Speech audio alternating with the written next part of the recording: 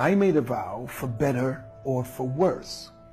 And when you consider you're making a vow for better or for worse, who defines what worse is?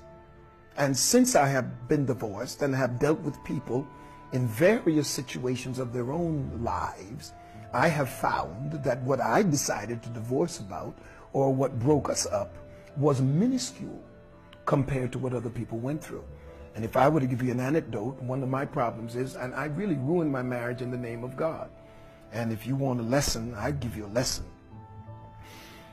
I am very ebullient, very intense about what I do, because I believe you can't be as good as you ought to be, and you can't be the best that you can be if you're not very, very intense about this job.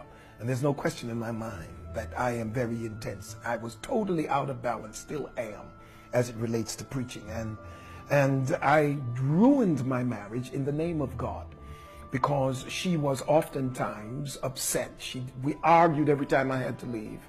And I was the last person who was picked up at the airport when I got back.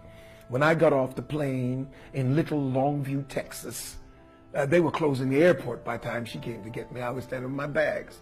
And I was completely indignant because I figured she's driving a 300, a 500 SEL, and who wants to get off a plane and not have somebody to greet him?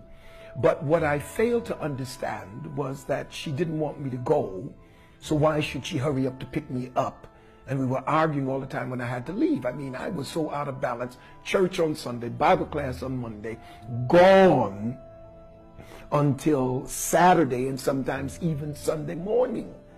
What I fail to understand as a novice is that there is a very thin line, or a very difficult distinction between the signatures of frustration and anger. Oftentimes, anger is simply frustration. And I said, well, I was a preacher when you met me. So how in the world, if the doors are opening, you will not allow me to go, and we have to have these vicious debates when I'm going to do what God has called me to do? But what I failed to understand was she did not marry a profession. She married a person.